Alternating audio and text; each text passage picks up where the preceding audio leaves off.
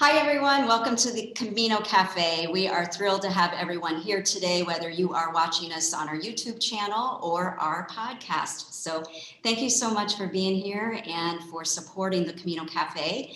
We are excited today to have the American Pilgrims on the Camino.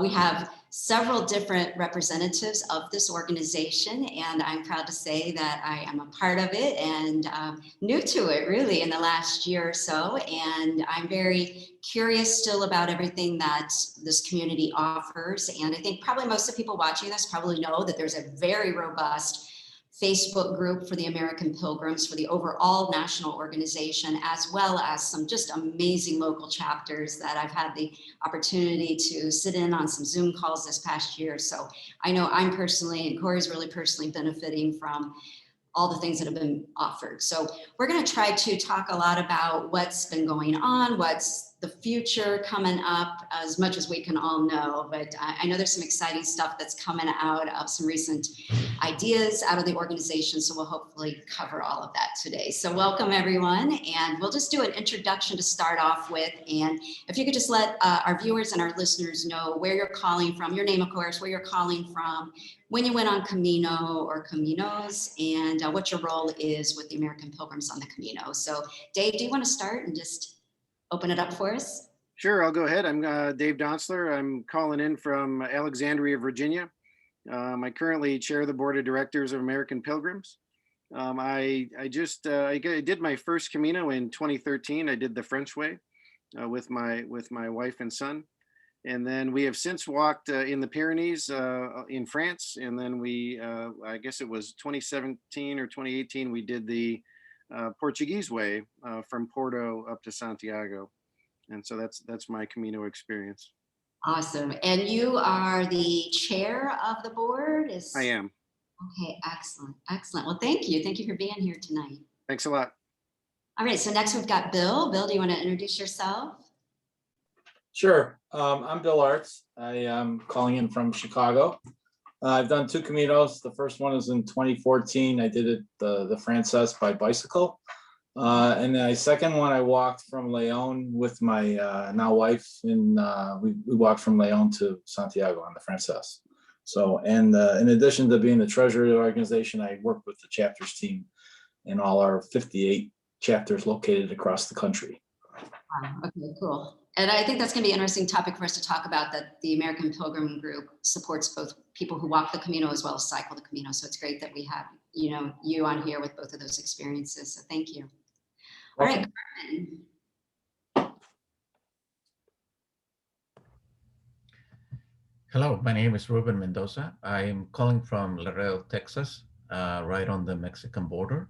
And I've done the Camino on 2018 with my wife and my daughter. I'm also the secretary for the board of directors, and I work with the grants program. The grants program. Okay, awesome. Thanks for being here, Ruben. And last but not least, we have Carmen. Hi, my name is Carmen Marriott. I'm calling from Tucson, Arizona, close to the border too. I am going to talk today about the hospitalero program, and I have done 6 Caminos starting in 2014. I too am on the chapters committee, and I've been on the board for 6 years. I'm on my last year of the board. So I'm the oldest and the most senior on the board. Excellent, excellent. Well, thank you for being here today. Okay, so I heard that you just had your quarterly board meeting, and I think there's some pretty exciting information that's coming out as a result of that meeting. So I just wondered, maybe Dave, if you could share with us what's the big news? What's going on? Sure. No, I'm happy to share. The biggest thing coming up, especially coming out of COVID, obviously, for over the past year, our ability to gather together in larger groups has been constrained, obviously. And although some of our chapters have gotten together in smaller groups, using all the precautions that are out there. Coming up in July, we're looking forward to a celebration of St. James Day. So St. James Day is when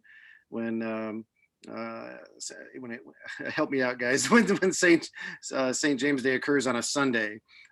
So we're going to do a celebration in South Bend, Indiana at St. Mary's College. And it'll be our first opportunity to gather folks together in a little bit larger group, in I guess almost a year and a half, 2 years now. So we had to cancel our 2021 gathering, or I'm sorry, our 2021 gathering. And so we're just looking forward to seeing everybody again in person. Obviously, through the board meeting, we spent a lot of time talking about precautions and things we can do to keep people safe. And so we've made some decisions to ensure folks are properly vaccinated before we gather together. And we're requiring testing. And so we've really tried to layer in some precautions to make sure we keep people safe as we sort of venture back into this. Okay, great. So probably lots of follow-up questions. Let's first, I guess, talk about this great event. So it sounds very exciting. And first off, thinking about COVID and everything, will there be some type of publication, or will there be something on the website that's going to explain these procedures so that people can refer back to that? There will. Our website has information about the celebration and the registration. We're expecting the registration to open up in the middle of May to early June. Again, we're keeping very close track of conditions on the ground, right? And those numbers constantly change, but they're looking pretty favorable. We just had a good discussion with the president of the college there at St. Mary's College in South Bend, and they're working very closely with the health department there, and things are looking favorable to get this event off the ground. This celebration is actually going to be a little bit different than our traditional gatherings. Our traditional gatherings, we have a lot of presenters.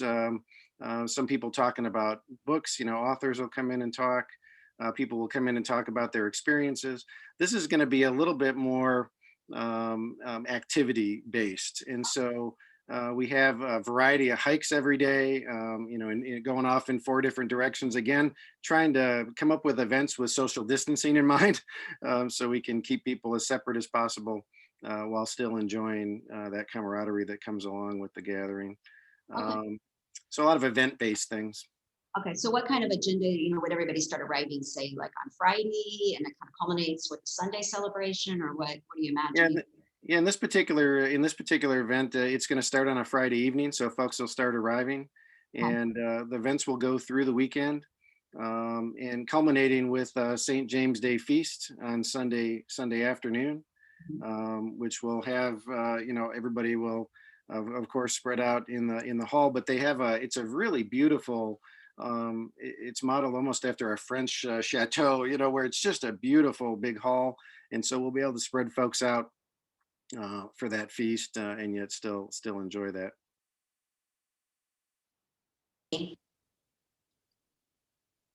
How's the filming? It's okay. You froze for a second, but you're fine. Okay, all right, we're back. Okay. I'm like, what's happening? Okay. Sorry, we may have missed that last point. So could you just repeat that last little bit? Sure, the last little bit. So we were talking about the St. James Day feast. We've got it. The building almost looks like an old French chateau, and so there's a very long dining hall, and so that feast really promises to be something special. And the folks at St. Mary's College have agreed to include all the traditional Spanish foods and things you might experience as you were walking the Camino in Spain. So we're really looking forward to that. Well, that sounds delightful. Yeah. So first question, I guess, on that is like, how many people are you anticipating that you can accommodate for the actual in-person event? Well, we're treating this actually as a regional gathering, and so while we expect people will probably come in from beyond just the Midwest, we're going to cap it at about 150 people, and so we'll have some additional commuters and folks come in, but generally we're trying to keep that gathering to a manageable number, especially as we first start wading back into this.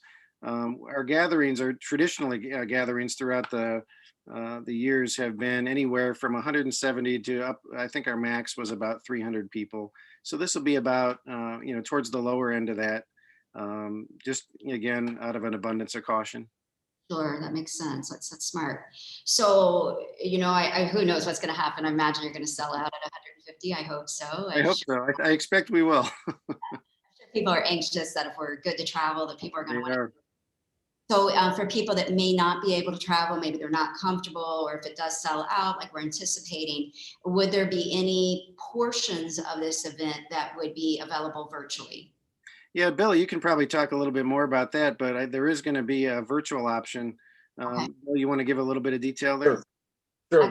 Yes, there will be a virtual option. We're working through the agenda. There's some folks that want to participate, some musicians and some other speakers, keynote speakers that can't necessarily attend in person, but they're more than willing to provide some, to participate virtually. So yes, we are anticipating to have a corresponding virtual event that may not incorporate everything that obviously you won't be doing hikes, but maybe you can do, we'll try to loop them in somehow to do that as well. So yeah, definitely looking at the virtual option as well. We've gotten better at it over the last year just because of all the things that we've all had to go through, right? So Right. And I think that's kind of been a silver lining, right? Obviously we're all pilgrims, so we probably all want that in-person connection, but Zoom has really played an important role, I think, for all the local chapters this year when walks have had to stop or whatever. And I know, like for Corey and I, this has really provided a lot of access to people we probably never would have been able to speak to in the past. So that's been really fun. So I'm going to I want to jump back to you in a moment, Dave, but Carmen, I just wanted to ask, is there any type of hospitalero training that will be associated with this particular event? Not this time. And the reason we decided to do that is there's a lot of changes that are happening in Spain, the protocols, and they are just now in the process of developing the new training materials and what requirements there will be. And there's really very little need for hospitaleros right now. So we have a lot of people who have been trained and haven't had the opportunity to serve yet. Okay. So we thought we will wait until the gathering next year in 2022 to offer another training session. All right, we'll circle back then, Carmen, to talk a little bit more about that. But I wanted to go back, Dave, to you. You mentioned that there will be an annual gathering, and that is in March of 2022. Is that the planned date? It is, yeah, March 31st through April 3rd. We're going to be down in Black Mountain, North Carolina, back at the YMCA Blue Ridge Assembly. We had our gathering in 2019 down there, so we'll be returning there. And that gathering was actually, I think, one of our largest. That was the one where we had almost 300 people, and it was a very successful event. Everybody had a good time there, and of course, the area around Asheville, North Carolina, is just stunning. So we're really looking forward to going back to that venue. Okay. I've never had the chance, and neither has Corey, right? We haven't been to one of these annual gatherings. So could you give everybody, because I'm feeling like, and we'll talk about this a little bit more, but I'm imagining this is one of the big benefits of belonging to the organization. So can you tell us a little bit about what typically happens at one of these big gatherings? Sure. Well, the best thing about the annual gatherings is it's a combination of old friends, and so there's people that go routinely to the gatherings, and so you get to reconnect with people that you maybe haven't seen for a while, and that's what'll make this next gathering, I think, particularly special, because we haven't been able to gather together. So really looking forward to that. But the other really unique part of it is you get an influx of new pilgrims who you've never met before, and you create brand new connections. And so the gathering itself has a lot of sort of returning speakers where you could just listen to some of these speakers. They're just brilliant, and you could listen to them over and over again. And so we have that type of person come throughout every gathering. But then you also have, every year there's something new, and something new to offer to pilgrims who are just maybe experiencing it for the first time. And so just a great combination of history, of art, of literature, you name it. I think even last time, one of the highlights was we had somebody from Wounded Warriors come and talk about veterans on the Camino, and how to best serve that community as they come back with, whether it be injuries or other post-traumatic stress, those types of things, and having the Camino help them deal with those issues. So some really special folks as well. Now, was that Father Stephen Randall? It was, as a matter of fact, yeah. he's a good friend of ours. We've been talking to him quite a bit this year. So That's yeah. great. So this annual gathering, you know, if I were someone who the seed has been planted that I should go on Camino, but I haven't yet walked, would this be an appropriate event for me, or would this be something that someone goes to once they've already walked the Camino? You know, who's it benefit? It may be intimidating early on. You know, if you're a new pilgrim, haven't walked the Camino before, it might be intimidating walking into a group of, 300, what you might expect to be seasoned pilgrims. But I'll tell you, having done that once, it's a great experience because there are, as you might imagine, none of us have a shortage of stories to tell people, and and we're all more than willing to share those experiences. And we even have courses in the events in the course of the gathering that are like new pilgrim Q&A. So if you can come and ask, there are no dumb questions, but you can come and ask anything, right? I don't know what to pack. I don't know what to wear on my feet, whatever it might be. And there's a bunch of different answers. And so it's very welcoming. And so I would encourage anybody who's even thinking about walking the Camino to not hesitate to sign up. We're a friendly bunch and we're more than willing to share our experiences. Okay. So Oh, sorry. I was just going to say, I was really happy. I originally assumed that you needed to walk a Camino to become a member, and then found out later that that was a wrong or an incorrect assumption. So it's a nice welcome, to those that have not walked but have an interest. And I think that, you are a great resource to those who haven't been as well. So thank you for that. We had a question not long ago. We received an email and somebody asked, hey, when do I get to be a pilgrim? And and I chuckled at that, but you could see somebody being concerned, like, when do I actually get to become a pilgrim? And we actually incorporated some of that thinking in our vision statement. Because when we came up with this vision statement, I guess it was, Carmen, help me out. Was it 2018? 2018, yeah. 2018. We wrote a statement that said, we inspire all who seek the spirit of the Camino to connect with the global community of pilgrims. And we chose those words deliberately, all who seek, right? We want people who want to experience this or find out what it's about. For me, anyway, the answer to that question is, that's when you're a pilgrim, right? When you seek it out. And we want you to be part of that community. So again, we try to be very welcoming in that way. yeah, I love that. I think you become a pilgrim the day that you start about the Camino and that seed is planted, right? Right, exactly. I just wanted to add to what Dave said. I think our gathering is one of our signature events that represents our value of community. And it really is welcoming to everybody. And it's time to connect, to make new friends, and it's a deepening of the community spirit of the Camino. And it's a fantastic thing, whether you've gotten your credential, whether you bought your airline ticket, if you have the desire to be a pilgrim, you become a pilgrim. And this will solidify that desire if you haven't gone. Yeah, that's so inclusive. That's so nice. Excellent. So now, how many members overall are in the organization right now? What's the total close to? Who could answer that? Bill, is that your neighborhood? Sure. Right now we have roughly 1,600 members. So I think more or less around that number. So, and in addition to the membership, there's 58 local chapters across the country. Not everybody who attends chapter events has to be a member. Really, I think membership is around not only supporting the organization, but the things that we do for pilgrims and here in the US as well as in Spain, through Ruben's grant, Ruben working on the grants program, or Carmen working through with hospitalero, so and Facebook as well. So all the different programs support those programs. Okay. Yeah, I think that's an important point. The over 1,600 dues paying members, but it goes well beyond that. If you look at the Facebook, for example, there are over 23,000 people that are part of, want to be part of American Pilgrims in that way. So I think the community is enormous, and not just measured by sort of the dues paying. which again, you go back to our value, our mission, or our vision statement. That's it doesn't say all members, right? It says all, and I think that's just an important Right. part of it. Right. In addition to that, I would add that there's probably close to 16,000 people on overall chapter mailing list, the total. So there's another 16,000 people that aren't necessarily members, but participate in various chapters events throughout the country as well. Excellent. A lot of touch points. That's excellent.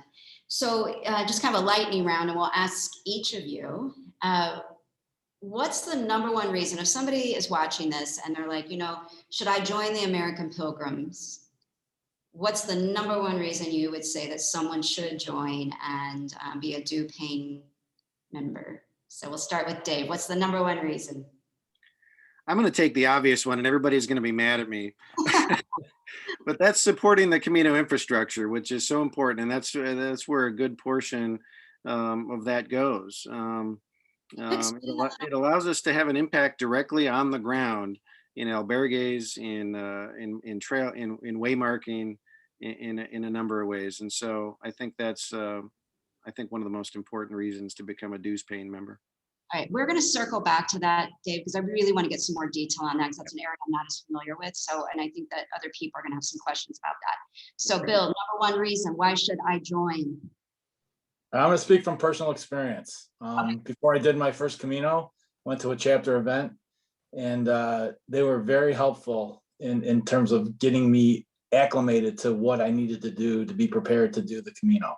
I obviously did my first one by bicycle, but the people I met, there's a mentoring program that we do that mentors and brand new pilgrims. So you're prepared to go and be successful and complete the Camino. So for me, speaking personally, I think that's the number one reason. Yeah, that's a great one. Okay, we'll talk more about that too. Ruben, what's the number one reason somebody should join? For me, it's supporting the infrastructure, but supporting the infrastructure is not only grants, it's also, the external relationships, the hospitalero training, as well as the volunteers that sometimes we have abroad. This year we haven't had them, but in the past we support, volunteers in the Camino, either at the Santiago or in other places. So all of those is basically supporting the infrastructure. So grants is a part of it, but there's also four other components that make it up. Okay, cool. All right, thank you. And Carmen, last. I'm sorry you're going last on this. That's all right. I'll just be the sweep, right? And I think everybody kind of touched on it. It's our mission. I think our mission draws me to this group, and our mission is to foster the enduring tradition of the Camino. It's the enduring tradition, it's the cultural heritage, it's the welcoming and supporting of pilgrims on the Camino. And how do we do that?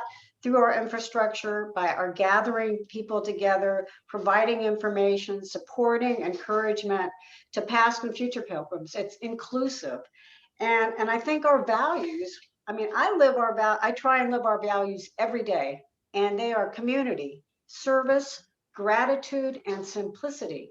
And when you are with people who understand and live those values, you're living the spirit of the Camino. And you don't have to be a member, but our membership dues does so many great things for the traditional Camino. And we are competing with the commercialization of the Camino. And I think I think we embody, from an American point of view, what we can do to support that enduring tradition. It's intangible, but it's heartfelt. All right. Give us those values again. Our first value is community. We are welcoming to all people and strive to create real opportunities for people to connect, grow, and share in a meaningful way. Service. We strive to create opportunities for people to help and support one another before, during, and after the Camino experience. Gratitude. We embrace every opportunity to thank and to be thanked for actions big and small. And simplicity. We always aim to concentrate on what's important in life and to celebrate all we have while appreciating every situation. And I remember when we came up with these values and we polled the membership and we talked to people at the gathering and we did all kinds of exercises. And my gosh, who wouldn't want to be a member of this community with those values? And it's so cheap, Absolutely. inexpensive. Great job on those, really. Those are outstanding values for the organization. And like you said, you know, you're living that, I mean, if you're doing that in general, then that's the Pilgrim way. So Dave, I wonder if we can circle back now to infrastructure. So I hear that word used a lot in this community with American Pilgrims. So my first question to you, this might be just a really silly question, but does the American Pilgrim group have like a sister group in Spain or anywhere else? Like, what's the connection there? Are there any organizational connections? I'll actually pass that one to Carmen because I think you'll be able to touch base on and answer that one really well. So I'm the external relations representative, and we don't have sister groups. There are other international organizations outside of Spain and in Spain that have similar missions to ours. You know, we have been authorized to issue credentials, for example, by the cathedral. Well, so has South Africa, so has Ireland, so has the UK, so has Australia. And so we talk, and they also do the hospitalero training at some of those places. And they've been trained by the Spanish Federation that is in charge of training people like that. So there's a community, but we're not in any way legally affiliated. But we're strongly bonded, let's put it that way. So the Spanish Federation, is that who you were referring to earlier that would be establishing the new rules for volunteers? Yes, yes. You just kind of work hand in hand with them and obviously have respect towards what they're asking us to do, that kind of thing. But they, when we talk a little bit more about the program, they have authorized and trained us in their ways so that we can be placed at the donativo albergues, which are the traditional albergues. Okay. You don't have to be trained to be a volunteer, let's say at a private albergue or municipal albergue, but to go to the Donativo Federation based where they place you, you need to be trained. And so we are authorized by them to conduct the training. Okay. How many people overall would you say have already been trained for hospitalero training? Well over 600 since 2004. Wow. And more than half have served at least once. Nice. Yes. So when we're talking about infrastructure, just help me define that. What are we talking about when you guys say, yeah, we're supporting the infrastructure? Give me a little more detail on what that means. Hey, Ruben, you want to take that one? Sure. What we mean is for every albergue or Camino, we provide grants that are actually provide beds in some cases, fixes roofs, remodels showers or toilets or, you know, that sort of stuff. Beds for people, desks, you know, for utility rooms, things like that. So what we do is every year since 2008, we've been providing grants anywhere from a few grants to 16 or 17 grants a year based on whatever budget we have. Okay. And each association or albergue asks us to provide a project. We rate that project, and on that basis, we award or deny the grant on that basis. So to date, we have over 100 grants that we've done, over $400,000 provided to people or to albergues and associations. Did you say, okay, so 100 grants have been offered. Did you say 400,000? Yeah, over 400,000. Yeah. Mm-hmm. Wow.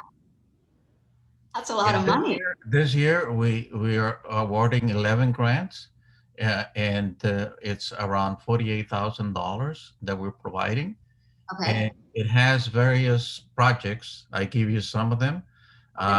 We have signaling that has to be done, you know, the post on the Camino, signage. I'm sorry, what? The signage that goes on the Camino. Mm-hmm. We have provided beds, bunk beds for an albergue. We have provided, fixing of roofs and other things that need repair, Okay. as well as, shower doors and stuff like that needs to be replaced. So basically, whatever it takes to do, we don't do operational cost. We basically provide anything that can be capitalized or can be done as a project under those bases. Huh? Okay, so who would have been in charge of asking for more signage? Who is that, from the Federation, or who's asking? Well, basically, it's an association that is trying to improve the signage on a particular Camino. So Okay. this year we had a couple of them. One that has a 3-year program to improve the signage in certain areas. One in the northern part of Spain, and another one by Andalusia, a small, that connects to the Camino to the Plata, Okay. de Plata. And so that's what the associations ask for, a request for, with this amount of money to do this 15 kilometers or 10 kilometers of signage that we need to do. Okay. So this year, 11 grants approved, around $48,000. That was Yeah, a little bit over $48,000, but that's what we have done. Huh? excellent. So is there a lot of demand out there for the grants? Like, how many people were applying this past year? Well, this year there were 13. Okay. And previous years we had as high as 17. I think we saw, I think it was 18 last year, and previous years in same neighborhood. This year we saw probably a decline because of the, most of the albergues have been closed. So it's likely that, they either, were in other straits or somehow didn't materialize their request. Huh? So Okay. that's what we anticipate. We don't know for sure. Huh? What we do normally, we send a distribution list of over 350 associations and albergues each year. And our grant cycle starts in December 1st. And applications need to be submitted by February 1st.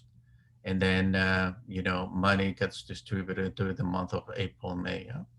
All right. Do you anticipate there's going to be an increase in requests for grants after what we've gone through this past year? I've heard a lot of stories about a lot of albergues, really suffering without income coming in. So are you imagining an uptake, and is there any plan to try to raise more money, or what's your thought? We're working on that. We're trying to come up with ideas of how to, how to secure the money. Obviously, this year has been hard on us. One of our revenue items is actually credentials, and this year we haven't had many credentials. In addition, we had a small decline in the membership. Huh? So it's tough. Yeah, definitely. Any other infrastructure things that any of you want to bring up that we haven't covered? I think our volunteer hospitaleros are a large part of the infrastructure support. And not only do we place people through the Federation into different albergues, but we also have a program where we support the Galicians in their welcoming of pilgrims, and it's in Ribadizo. And we have 2-week stints that people have been there just to be there to support and listen to pilgrims. They're not doing a lot of cleaning or cooking or some of the traditional things that we do, but it's another way to support the infrastructure, which I think we do call it the traditional way of the pilgrim. The signage is a real important thing. How do you get from one place to another without getting lost too many times? We're all going to get lost, right? But not too many times. And some of the pressures when with the influx of so many pilgrims over the last couple of years, really looking to take some of the traffic off of the Camino Frances. And these are traditional historical ways of pilgrims to get to Santiago. So it's kind of broadening that cultural heritage through volunteer hospitaleros as well. So you provide quite a bit of information on the website. Like it's very robust. When you look at the community asking questions, because of course the Facebook community, there's lots and lots of questions every single day about wanting to go on the Camino. What's the number one thing that you would like for people to know is a resource that you already have out there, that they don't really have to go on Facebook and ask for this, that it's already created and sitting right there on your website? I think about that in a couple of different ways. On one hand, we do provide a lot of information on the website, and most of the answers are out there. There are very few questions, I think, that haven't been asked and answered at some point, and there are lots of resources to go off and do that.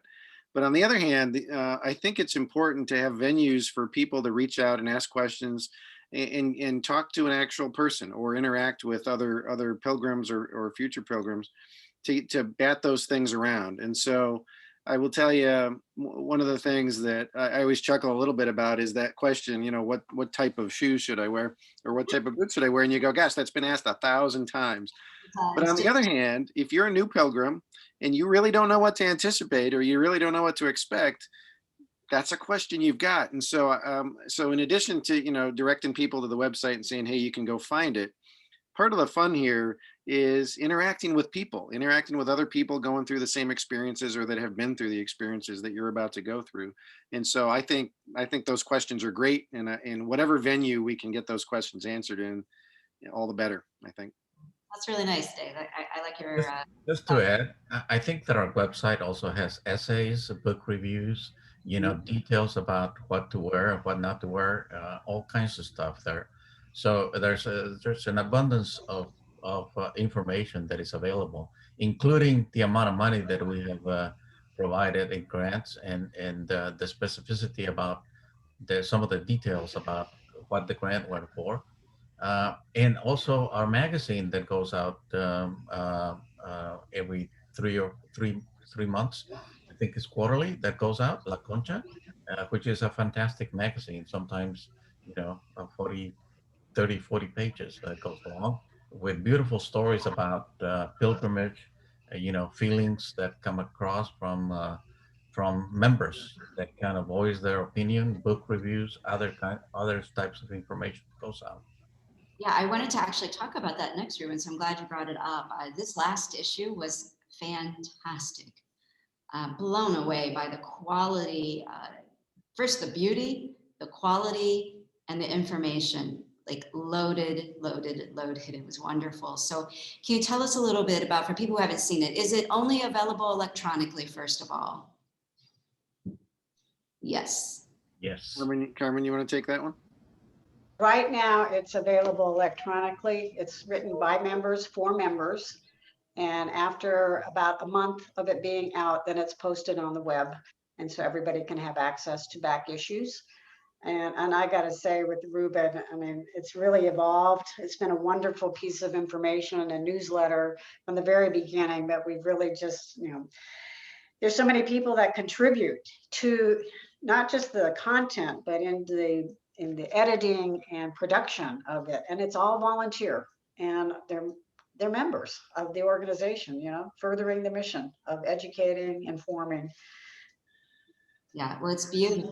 Great job. Anyone that hasn't seen it, I hope that they can go onto the website and look at past issues. Can anyone do that? Yes. Okay. All right. So I encourage anyone that's listening tonight or watching our interview to go on the website, because truly this last one was just beautiful and just so full of information. It's very helpful. So great job, guys. That blue door on the cover of it was just stunning. And one of the interesting parts about this issue is you see the variety of ways that people process their Camino. So there were a number of folks in there who connected what they were seeing to whether it be current events or things that are going on with their life or how they're reacting to the whole pandemic. So it was really, really special, I think, this time, and it's been getting better and better every time. Yeah, it was beautiful. I wonder if, I'm curious, is there like when you look at the chapters across the US, how are the pilgrims, what's the demographics? Are there the most pilgrims in the state of New York and California? What's the breakdown? What's it like? Bill, you want to take that one? Sure, absolutely.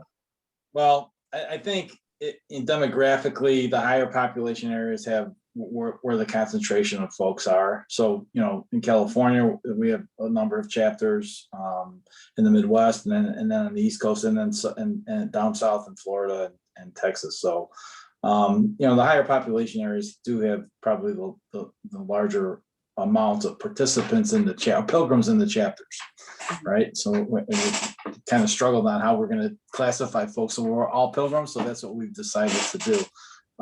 But that doesn't say that we have those smaller, dense or smaller areas of population don't have active chapters. They're certainly very active and very dedicated people that are involved in those smaller areas as well.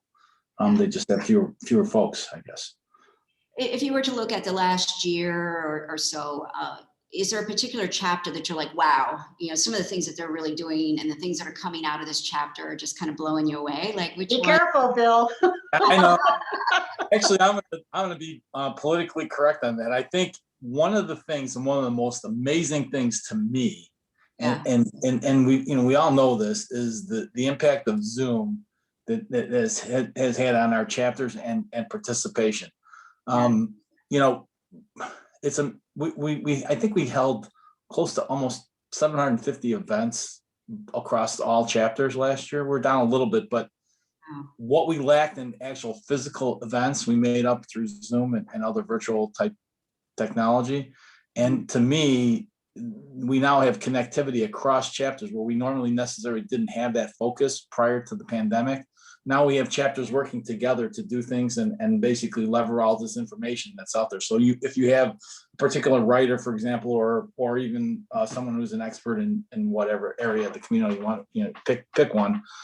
We have chapters working together to bring people together and gather across the country. So it cross-pollinates and cross-fertilizes folks, and then it starts to just gain mass and grow in that respect. So that's been one of the most surprising and pleasant things that our resourcefulness of the chapter coordinators as leaders in their own communities is there. We have some amazing volunteers that are doing amazing work.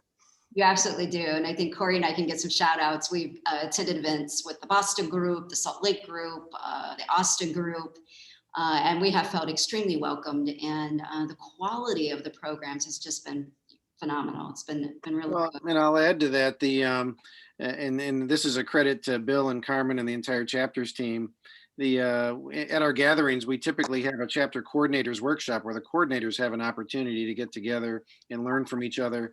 And because we didn't have the gathering this year, that was obviously something we couldn't do. So they pulled together with Zoom a coordinator workshop, and I'll tell you, they knocked it out of the park.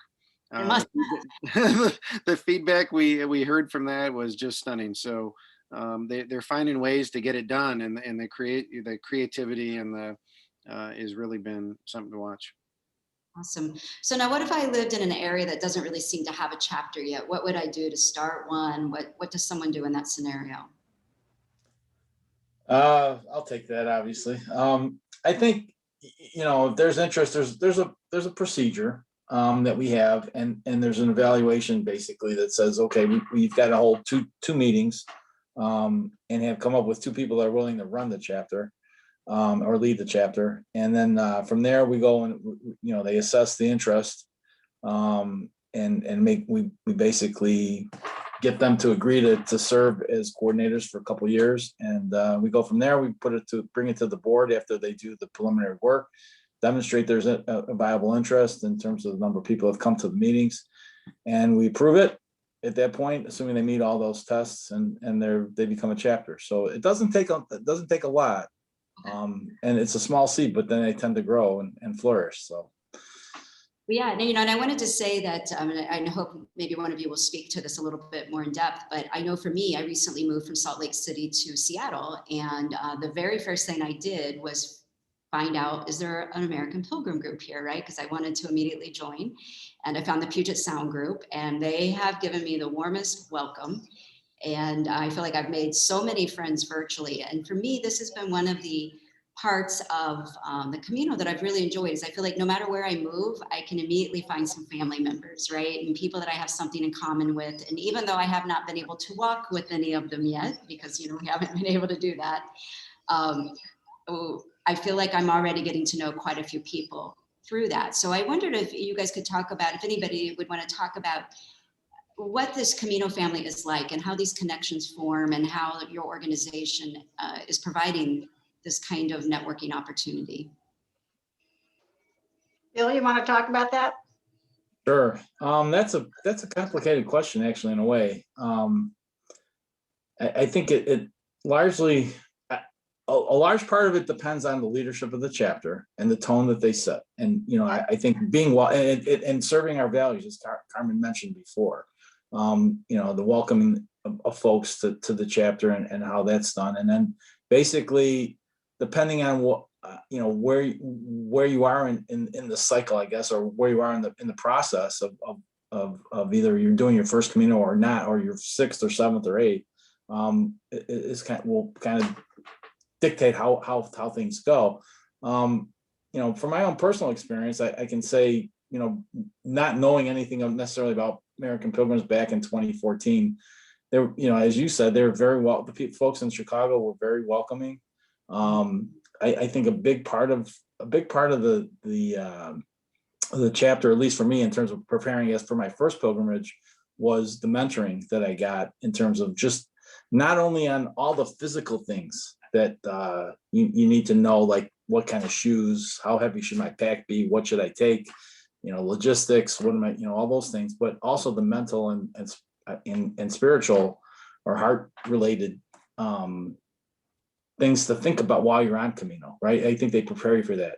And then once you go and you come back, then it's sharing your experiences with others, whether as a mentor or just understanding the process of what happens after you return and the things that are important and people that have been through it help you guide you to enrich your experience. I think that's a big part of it as well. So those are kinds of things that create those connections. And then again, you know, you talk, and then you get people to come to the gathering, and it just, you know, it forms those kinds of friendships and other types of relationships. And then with Zoom now, we've, you know, even though you don't necessarily meet physically, I think people do create connections across, you know, in a virtual way. So, you know, we do our best to try to make those connections and fulfill our values and our mission from that perspective. So if I wanted, I guess there'll be twofold in this question, is if I wanted to get a mentor, if say I was a new pilgrim and I wanted some help, how would I go about getting a mentor from this group? I think what you would do is you'd probably talk to the chapter coordinators, and then they would guide you with it. There's a number of people within the chapters that are willing to do that, whether it's to be the coordinators themselves or somebody else, and as an active member of the chapter would be willing to do that for you. So Did you say that they would go on your website, find their local chapter, email? Yes. Email Yeah. And one of the things that wasn't mentioned before when we were talking about the website is there also is a chapter calendar on the website that has all of the events. We try to get everyone to put their events on the calendar. So regardless of where you are in the country, you can find your chapter and find out when the next event's going to be, whether it's a virtual event or if, you know, by chance there's a hike available or some other kind of physical get together. Just to add to that, for example, in the Gulf Coast, what they do normally is if somebody is thinking about for the first time to embark on a pilgrimage, you know, on whatever Camino it is, you know, they kind of reach out to and get together the chapters get together on a monthly basis, and they start the conversation. Sometimes we have hikes, sometimes we have, you know, just potlucks or stuff like that. And that's where the conversation goes. And then people kind of adopt each other in order to shepherd them along the way to positively make sure that they get there. Huh? Yeah. I don't think I've met a pilgrim that doesn't want to talk about the Camino. We all want to talk, right, about this great thing that we all love so much. So I want to open it up a little bit. I know each of you kind of represent a different area, obviously, and I'd like to give each of you a minute to, if there's something about your particular area that we want to make sure we share on tonight's call, I wanted to give you an opportunity to do that. So maybe we'll start with Dave. Dave, if you want to just take a minute here to tell us anything that you would like as far as getting information out, or anything you'd like to say to the people that are seeing our interview today or listening Sure. to it. No, I appreciate the opportunity, and I can't believe I didn't put a plug in earlier when I was talking about the gathering for 2022. But our theme for that gathering is going to be rekindling the Camino spirit, Beautiful. which is appropriate after the year or so we've been through. And when we talk, I guess the thing I want to draw attention to is when we talk about the spirit of the Camino, both in the vision statement and as we refer to it in that theme, what we're talking about is actually something that's written in the American Pilgrim's credential that we've been focusing a lot of attention on. And if you don't mind, I'll just read the 5 phrases. And these were developed by a prior board earlier in the organization.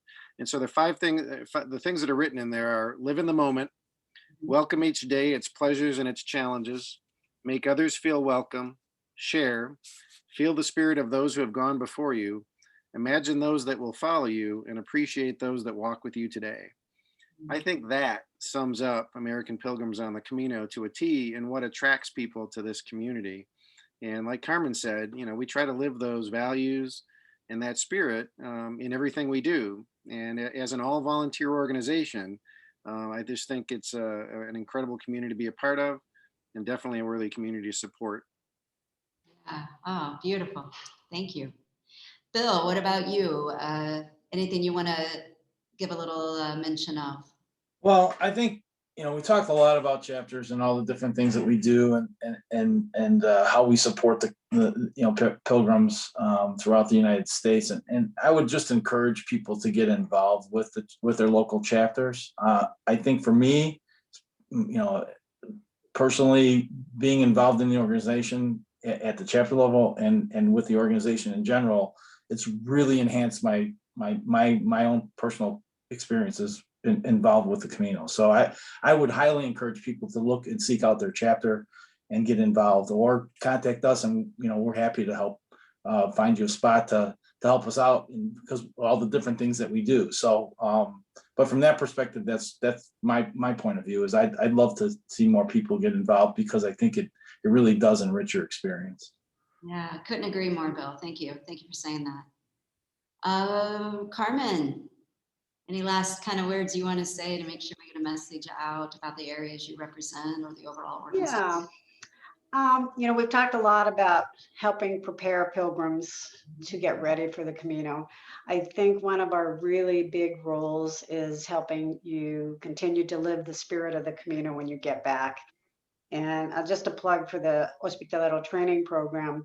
If you think about one of your best experiences on the Camino, it might involve an hospitalero listening to you, preparing dinner, sitting down in a group, helping you with your sprained ankle or your blisters or whatever, and being on the Camino with the perspective of a provider of service as opposed to the person receiving. It's such a rich and wonderful, fulfilling experience. So it closes the loop, and it's a continuous rekindling of doing the Camino. And that's just something that I would encourage. And it is something that you have had to walk the Camino. You have had to stay in some albergues, at least 2, so that you can take the training. You have to be a member. But I think this organization does so many great things that I'm proud to be a member, and it's exciting to be a member, and a lifetime member to boot. But we do great things, and it's just a wonderful place to spend your time and energy.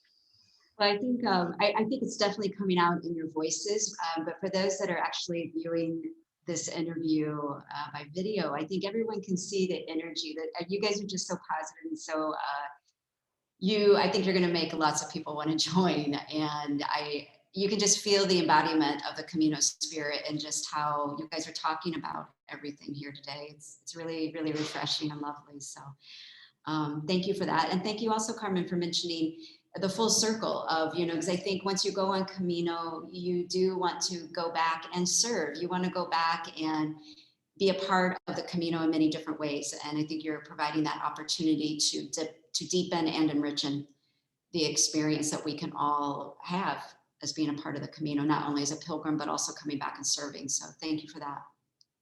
Ruben, you're not last. I'm sorry. We want to get your word on this. What's another thing you'd want to say about the grants area or any area that? Yeah, well, for me, I'm very thankful that we're coming to the closure of a cycle on the grants program, something that started in 2008 with one single grant that was delivered by hand to one of the albergues in Villa de la Plata. Now actually being able to deliver, almost a little bit over $400,000 over that period of time. I'm very thankful for the reviewers, some 10 members that have actually reviewed each one of the applications, made an assessment, and tried to be fair comparing one relative to the others. And then to the two of my cohorts that helped me kind of make the call, both Sarah and Joseph, that actually helped me come through this. And we still have a few cycles to go in actually sending them the checks after we receive the letters of acceptance, but it's coming to a close, and we'll start again next December. Huh? So I'm very excited about that and trying to improve the process and making sure that we continue the program. Excellent, excellent. Yeah, 400,000. That's a lot of money that has been donated. That's fantastic. So we're coming to it's all given by the membership. So we're very thankful for being a member. It's a tangible way that you can actually make your dollars count. Yeah, it's beautiful.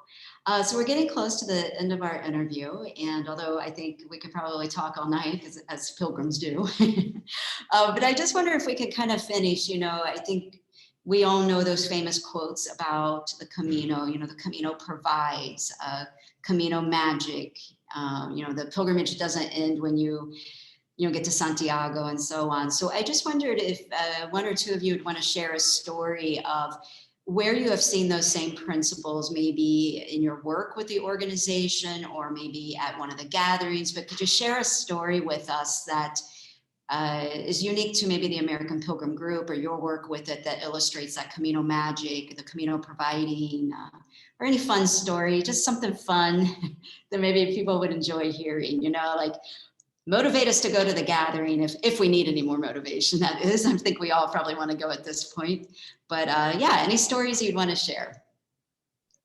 Dave, I think you could share one from Lake Tahoe.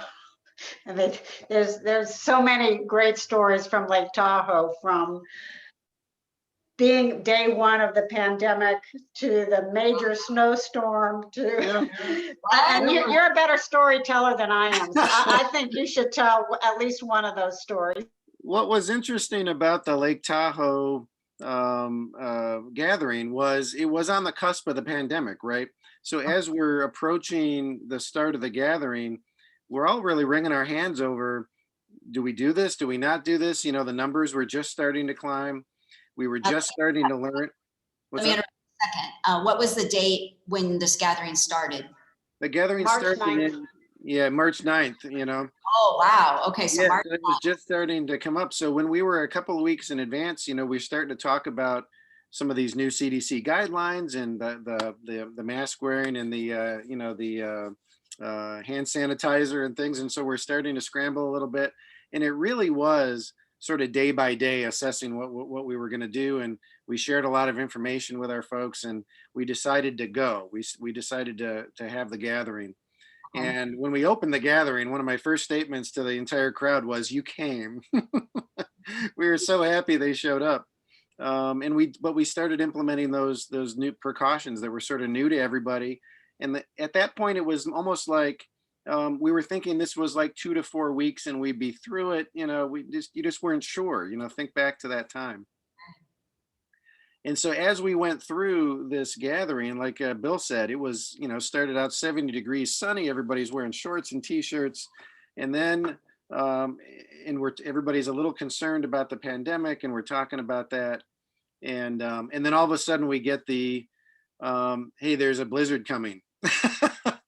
and if you're gonna get off the mountain, you better do it now. The locals will tell you, hey, if you don't have 4-wheel drive, you're gonna be here for a while. I hope you brought clothes, And so we had a certain number of people decide, hey, it's time to go, with everything going on. And so we had a few people leave, but you ended up with a core group of folks. One of whom was Dan Mullins from Australia. Love Dan. It was going to snow, and so we called him and said, hey, you don't need to come. It's okay if you need to cancel because of the blizzard and blah, blah, blah. And so, but he came anyway. And so that first Saturday night, he played, right, for everybody, an impromptu concert. And then the next day there was a little window and people started to leave. And then the next night he played the concert he had planned. And I remember that night because it was sort of the folks who went, I'm not going. I'll camp here for a week if I have to. And I think he played, Bill, what was it? He played for hours. And the whole group, was swaying back and forth. And the snow was falling down, and it ended up, I don't know, we got 18, 20 some odd inches of snow. And I remember all of us standing outside at the end of that concert going, wow, what a night, right? I don't care how long I have to stay here. This was worth it. Well, And, to cap it off was one of the folks actually had a little bit of an issue, medical issue. yeah. So at the end we had a crisis, Oh, right? wow. But he was okay. He turned out to be okay. Yeah. But so, and that was a whole nother, another level of stress as well. But it turned out okay. Everything was fine. And we all supported each other to help that person out. But it was really a great night. It was And I'll tell you, the chair of that gathering, Sarah Gradwald, she set out to, and she's a detail person. She set out to make that gathering perfect. And all of these challenges started coming our way. Yeah. And I talk about grace under fire, right?